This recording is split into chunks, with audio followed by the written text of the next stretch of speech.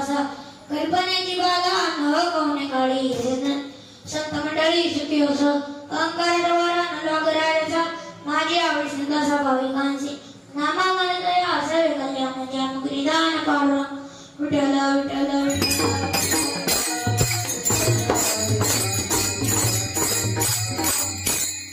योग पीठे तटे भीमर्त्यं वरं पुंडरीकाय दातुं मुनिं समागत्य दिष्टां तमानन्दकन्दं परब्रह्मलिङ्गं भजे पाण्डुरङ्गं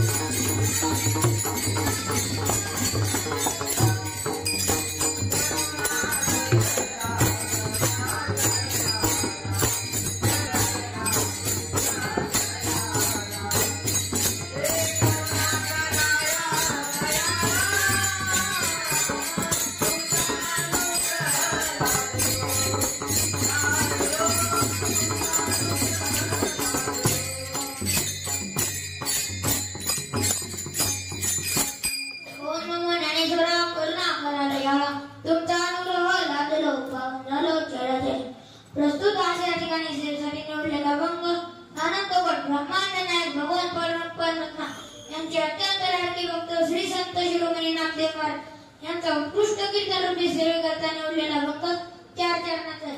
या अभंगामध्ये नामदेव महाराज मागणी मागतात. ज्यांचा आपण सेवेसाठी घेतलेला अभंग त्या नामदेव महाराजांचा अधिकार किती मोठा आहे तेच महाराज एका ठिकाणी सांगतात. पिळविले देऊळ जगा माझी ख्याती नामदेवाची तुझे प्याला. तुकाराम महाराज म्हणतात आवड्या नामनाथाच्या मंदिरामध्ये नामदेव महाराजांचे कीर्तन चालू असताना ते ब्राह्मण मंडळी नामदेव महाराजांना मंदिराच्या बाहेर काढतात व म्हणतात मंदिराच्या मागे कीर्तन करा. परंतु नामदेव महाराजांनी त्यांची आज्ञा पालन केली आणि मंदिराच्या मागे कीर्तन करू लागले. मंदिर फिरले नामदेव महाराज मंदिराच्या पुढे आणि बडवे मंडळी मंदिराच्या मागे. तेव्हा एक ब्राह्मण म्हणाला अहो महाराज तुम्हाला सांगितलं ना मंदिराच्या मागे कीर्तन करा म्हणून. नामदेव महाराज म्हणाले अहो काका आम्ही मंदिराच्या मागे आहोत तो आनंदी साक्षी आहे. तेव्हा ते ब्राह्मण म्हणाले देवाने नामदेवाकडे मंदिर फिरवले वाटते चला आपण त्यांची क्षमा मागू. बरा क्षमा करा महाराज तुमची सिद्ध. ते म्हणाले महाराज आम्ही आपला अधिकार विचारला नाही विचारला अधिकार आहे आपला.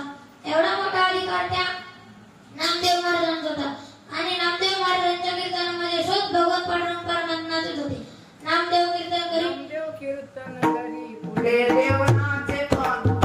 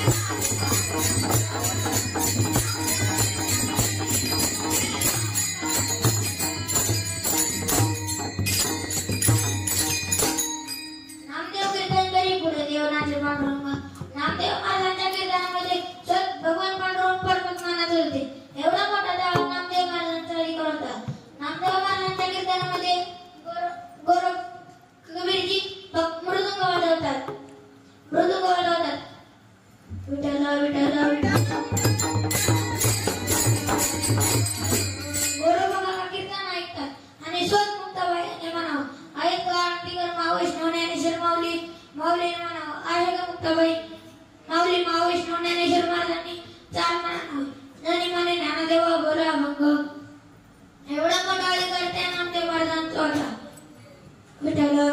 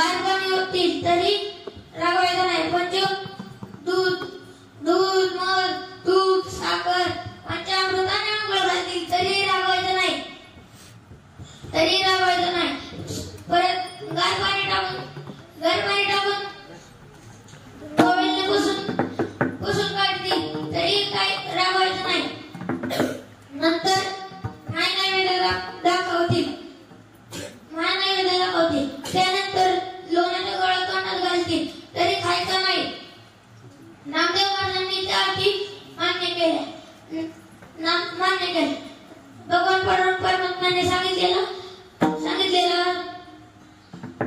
सांगितलेला अटी सुरू झाल्या. भगवान पांडू आता भक्त मंडळी काकडा आरतीला आले व महाद्वारापासून महाद्वारापर्यंत सुरूराची दाटी उभे जोडून हात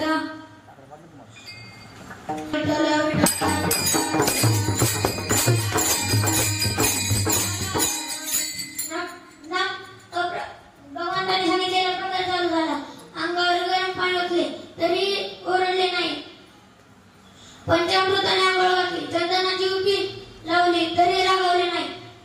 गार पाणी टाकून टॉवेलने पुसून घेतले. नंतर महानैवेद्य लावला. मग म्हणाले, लोकांचे इतकं देवावर प्रेम आहे, देवापुढे भक्त निवड ठेवतात आणि नेतात. लोण्याचा वळख तोंडाला लावला. मग मात्र नामदेव महाराजांच्या तोंडाला पाणी सुटले. नामदेव महाराजांनी आपल्या जीभ हलवली आणि गोळा हल्ला. त्या भक्त मंडळींपैकी एका भक्ताने पाहिले. तो म्हणाला, हा आपला देव नाही तर हे दुसरेच कोणीतरी आहे. त्या क्षणी भगवान पांडुरंग त्या ठिकाणी प्रगट झाले आणि म्हणाले, नामदेव तू घाबरू नकोस, मी तुझ्या पाठीशी आहे. जरा विठ्ठला विठ्ठला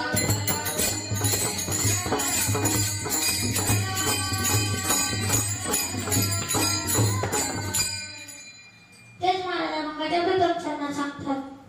कल्प आयुष्य भावे दया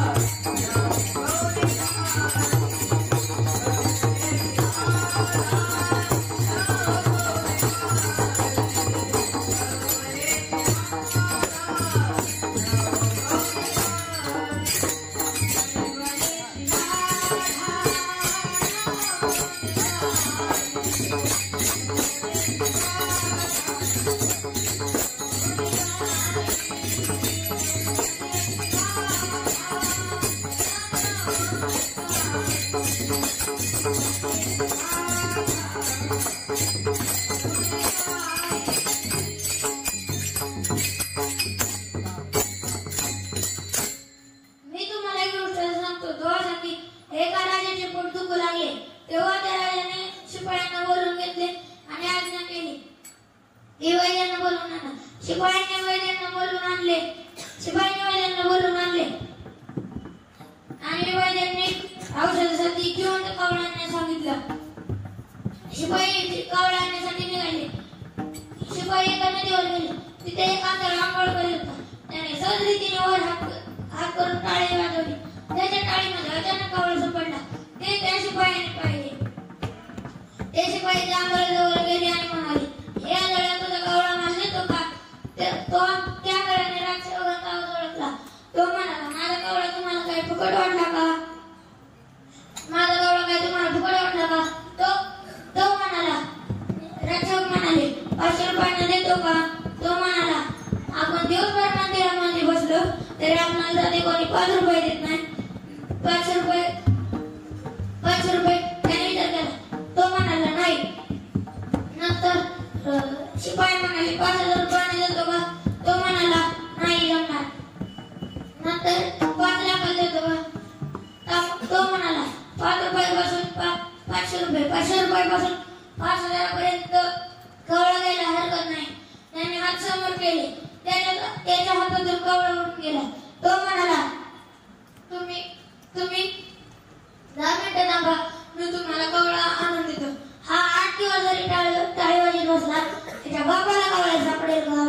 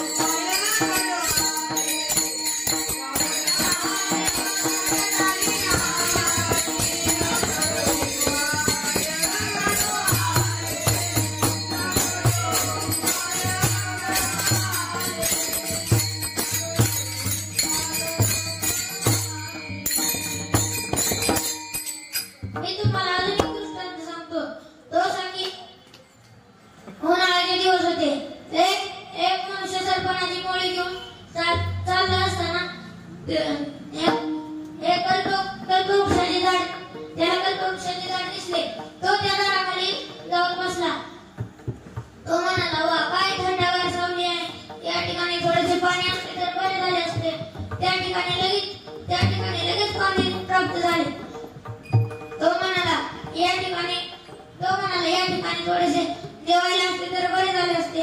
त्या ठिकाणी 5 भगवान त्या ठिकाणी प्रगट झाले. तो का म्हणाला, या ठिकाणी थोडेसे झोपायला पोते असते तर बरे झाले असते. त्या ठिकाणी कोट गाडी तयार झाली. विठ्ठल विठ्ठल विठ्ठल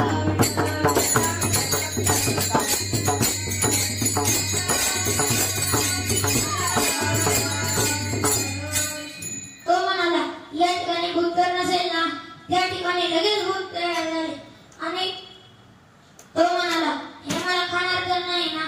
त्या भूताने त्याला पेड्यासारखे खाऊन टाकले.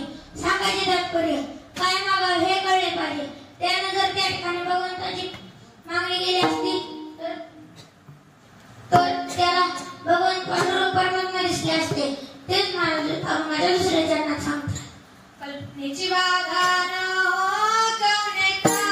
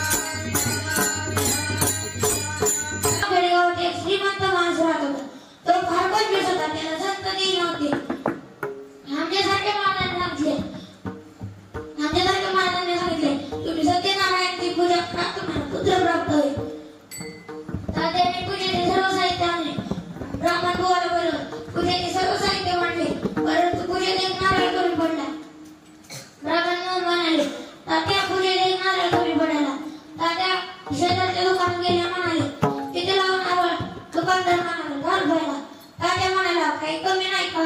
दुकानदार म्हणाला, कमी पाहिजे असेल तर तुम्हाला पुण्याला जावं लागेल. तात्या म्हणाला, मी पुण्याला जाईल पण तुला घरी येणार नाही. तात्या एसटी पकडून आला पुण्याला. पुण्याला आल्यानंतर एका दुकानात जातो, म्हणतो किती लावू नारळ? दुकानदार म्हणतो 8 रुपयाला. तात्या म्हणतो काही कमी नाही का? अर्जुन म्हणतो कमी पाहिजे असेल तर तुम्हाला परभणीला जावे लागेल. तात्या म्हणतो दुकानदार म्हणतो परभणीला जावे लागेल. दुकानदार म्हणतो परभणीला जावे लागेल.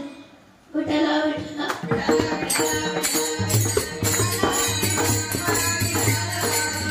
तात्या म्हणतो मी परभणीला जाईल पण तुला 8 रुपये देणार नाही. तात्या एसटी पकडून आला परभणीला आल्यानंतर एका दुकानात जाऊन म्हणतो किती लावणार? दुकानदार म्हणतो 6 रुपये. तात्या म्हणतो काही कमी नाही का? दुकानदार म्हणतो कमी पाहिजे असेल तर तुम्ही सासवडला जावा.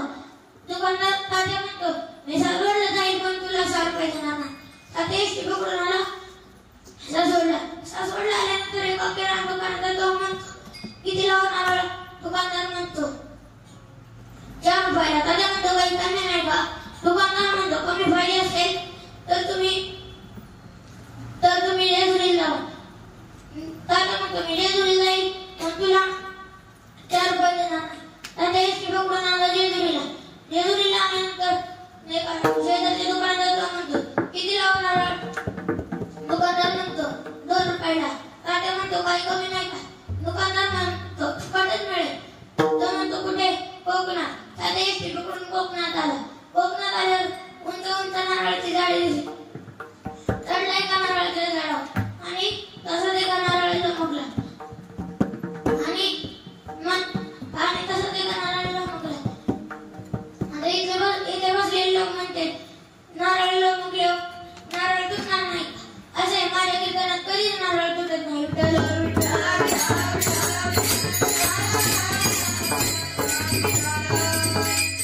तात्याचे सुरदैव चांगले होते म्हणून तात्या त्या झाडाखाली उंटवाले बाबा चालला. तात्या म्हणाला उंटवाले बाबा मला वाटवा.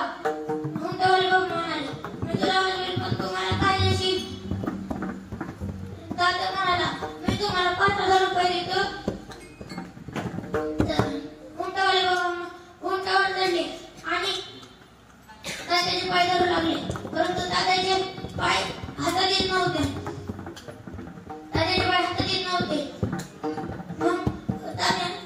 उंटवले बाबा म्हणाले तात्या तुमचे पाय माझ्या हातात येत नाहीत.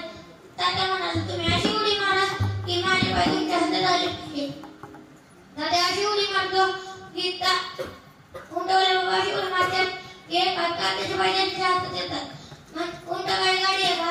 ब्रेक दाबला की थांबला ब्रेक स्पीडला निघाला तर निघला त्याच्या वाटेने दोघांना मुकले नारळाला. उंटवले बाबा म्हणाले तात्या तुम्ही हात सोड नका मी तुम्हाला 10,000 रुपये देतो. तात्याने विचार केला 10,000 रुपये ठेवायला पेटी केवढी लागेल? तात्याने असे हात केले ते एका विहिरीच्या माथ्यावर जाऊन टाकले.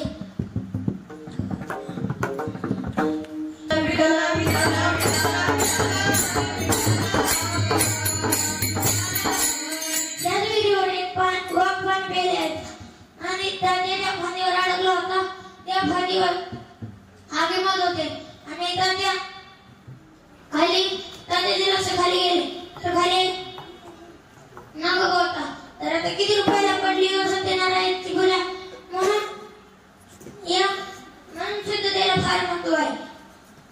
विठ्ठला विठ्ठला